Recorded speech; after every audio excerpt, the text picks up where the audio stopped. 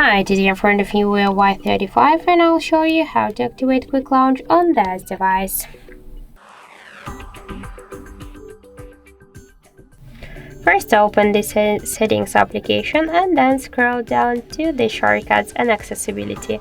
After that, click to the Quick Action and just activate the Quick Action, Quick Launch by double press or to the hold and long the hold press to the volume down button. So in our case, we should press and hold the volume down button. And now just we activated this option. So let's, for example, turn on or turn off the flashlight by this press action. But first, be sure that your device screen is turned off.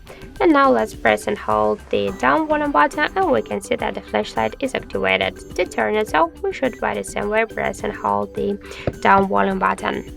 So that's it. That's how to activate Quick Launch on our Vivo device. Thank you for watching, and if you find this video helpful, don't forget to leave a like, comment and to subscribe our channel.